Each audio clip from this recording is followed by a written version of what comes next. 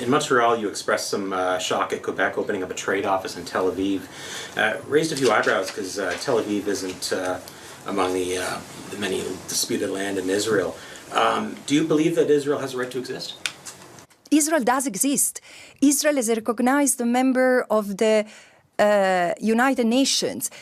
Besides this, there is not such a thing in international law like a right of a state to exist. Does Italy have a right to exist? Italy exists. Now, if tomorrow Italy and France want to merge and become Ita-France, fine, this is not up to us.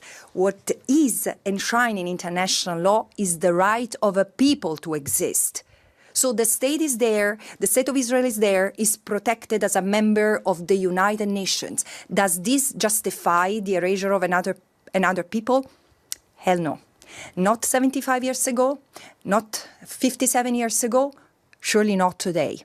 Where is the protection of the Palestinian people from erasure, from annexation, from illegal occupation and apartheid? This is what we need to discuss.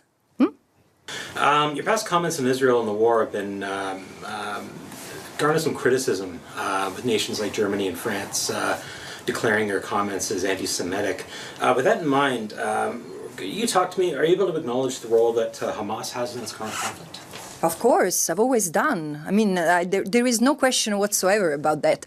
Let me be clear. I've said on October 7 and since then that the crimes that have been committed against Israeli civilians had to be investigated and punished. No question about that. I have condemned the crimes against Israeli civilians, the killing, brutalization, and the taking of hostages. And with the same rigor and with the same firm spirit, I have condemned the crimes that Israel has committed against the Palestinian people before, on and after October 7, including what now looks like a genocide. Israel has capitalized on the rage, fury, and the extreme pain of the Israelis, turning them into many soldiers, into willful executioner of an extermination plan. Now, let's go to the states you mentioned who have accused me are the United States and Germany and France, states who are clearly involved and supporting in what Israel is doing. It speaks to their record, not mine. Because frankly, not only I am supported my mandate has been supported and protected by Jewish people, organizations, and scholars since the very beginning, just to clear the record. But this is not, my statements are not against the Jewish people or even the Israelis. My assessment is on the performance of the Israeli government. It could be led by Buddhists, Muslim, Christians, atheists. It wouldn't change. The problem is not the state of Israel. The problem is, or its existence. The problem is the fact that Israel practices apartheid against the Palestinian people, continues to maintain an unlawful occupation that is the vehicle to take the land, to expropriate the resources, and to erase the Palestinians. And in order to enforce that plan, it's now also committing a genocide. Genocide is a means to an end. Israel has seized the opportunity to continue what it has been doing since even before its existence, taking the land of historical Palestine without the Palestinians. And it's not even me. Listen to what they say. They're ministers, they're parliamentarians, they're settlers. And by the way, there are Canadian individuals involved in this, in the settlements and probably also fighting in Israel. So this is upon you to know and correct. Yes.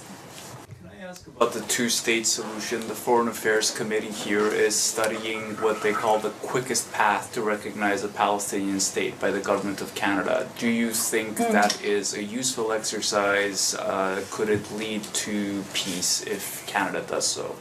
I beg your pardon, but I'm not comfortable with language like useful exercise while there is an imagining government officials or parliamentarians entertaining themselves in useful exercise when there is a genocide ongoing.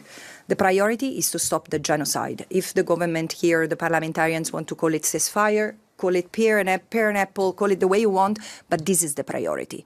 The rest is secondary, which doesn't mean that the recognition of the state of Palestine is not important. My question is, if this country has entertained the discussions on the two-state solution, how come it has not recognized the state of Palestine yet? What is to be debated?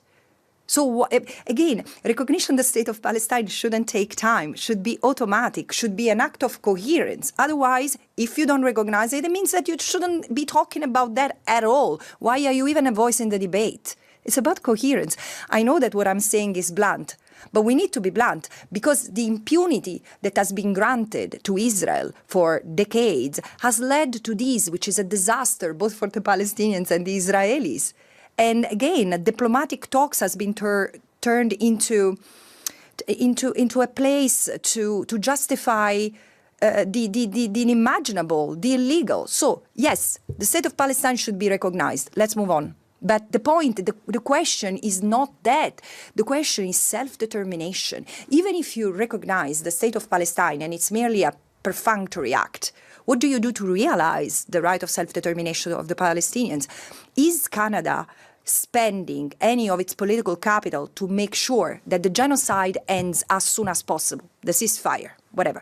But then there is already a deadline set for the end of the occupation. The ICJ has passed an advisory opinion which declares the occupation unlawful and to be dismantled unconditionally and totally as rapidly as possible. And that as rapid as possible has been defined by the General Assembly.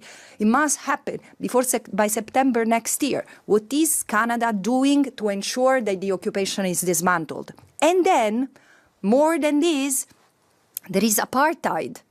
I know that in this country you feel uncomfortable with the word apartheid, but you have to tell me why.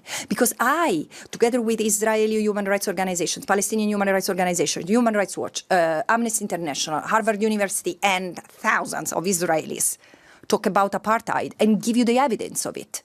And here, like in other parts in North America, I hear, we cannot say that word. It's your problem. Again, international law is so clear that doesn't allow you to find excuses. So, however, end of the genocide, end of the occupation, end of the apartheid. This is what it means applying international law and helping build peace for Palestinians and Israelis and anyone who calls that land home. Do you think, you alluded to this in French, I just want to ask again in English, but Canada promotes itself, this government especially, as a government that supports an international rules-based order, but you can look no further to the South Africa case at the ICJ where the Prime Minister said they respect the court but not the ruling. Canada's inaction or lack of inaction, what do you think that says to our reputation that we hold dear here, that we are a country that respects the United Nations, respects international law?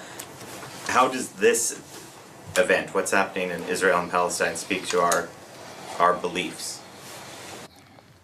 I can tell you I think I made it clear in French and English what I think. I think that this is not coherent. There is a lot. Let's be very honest. You cannot say that you are in favor, you recognize the primacy of international law and then violate international law in the meantime.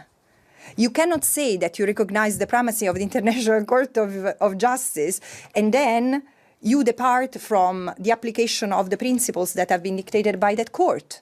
There is incoherence, and that incoherence has a name, is lack of compliance. Now, how does this affect Canada's reputation? Look, I think that the world is much more articulated in its capacity of seeing and understanding also the nuances. First of all, something that, I live in an Arab country and I travel a lot across Arab countries. And there is so much admiration for the young people and the universities who have mobilized in this country in solidarity with the Palestinian people. And this includes, in this country, like in the United States, a substantive Jewish component. This is so important, so fundamental, because in a way, it's building a bridge that has been broken many decades ago between the Jewish people and the Arab people. This is immense. And so people differentiate the political level from the people in general. I also think that the media in this country as well, like not different from the rest of the West, have not been very diligent or led by ethical principles in reporting what was happening in Palestine before October 7, on October 7, and after. So probably there is large part of the Canadian people who don't even know what kind of inferno Gaza has been turned into.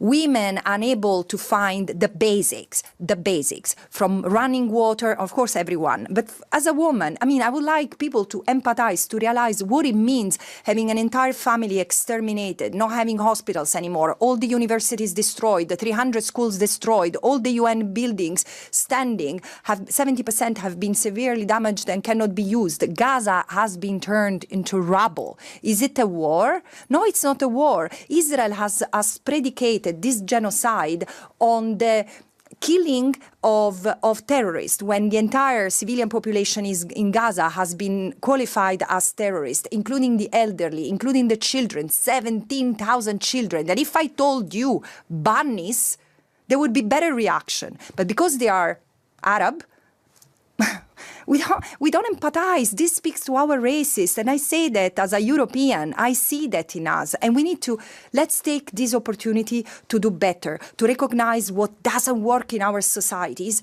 And may this be the last genocide in history. This is where we are today. And Canada is still seen as part of the old settler colonial bloc. I'm sorry.